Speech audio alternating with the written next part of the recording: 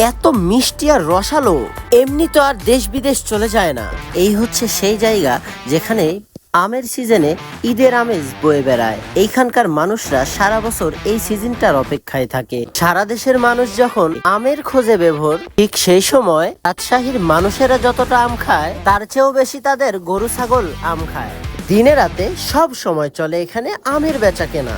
অন্যান্য জায়গার তুলনায় বানেশ্বর হাটে আমের দাম একটু কমই পাওয়া যায়, কারণ এইখানে আমের আমদানি অনেক বেশি থাকে। আর আপনি যদি ভাবেন যে আমের রাজ্যে ঘুরে বেড়াতে চান, তাহলে চলে আসতে পারেন রাজশাহীর বানেশ্বরের আমের বাজারে। এই জায়গাটা ঠিক রাজশাহী যেতে হাতের ডানে পড়ে, যেখানে আপনি আমের সিজনে সব সময় আম পেয়ে যাবেন। রাতের বেলাও এখানে রমরমা কাজ চলছে, কাজ করবেই না কেন। এখানে মানুষ বাস, ট্রাক, মাইক্রো নিয়ে চলে আসে আম কেনার জন্য। এখানে অলরেডি কয়েকজন মাইক্রো বাস নিয়ে আম কিনতে চলে এসেছে। হিমসাগর আমগুলা এতই সুন্দর। রাজশাহী জেলার সাথের জেলায় নাটোর জেলা। নাটোর শহরের নিচাবাজার এলাকায় রসালো আম বিক্রি করছে। আম মানেই যেন নিয়ে স্বাদ। আমগুলো আসলেই খুব সুস্বাদু, দেখার পরে না খেয়ে থাকাটাই মুশকিল। কালারটা যে এতই সুন্দর, ভিডিওর থেকে বাস্তবে আরো বেশি সুন্দর। যেখানেই তাকানো যায় সেখানেই প্যাকেটিং চলে, আর কাজে ব্যস্ত সবাই।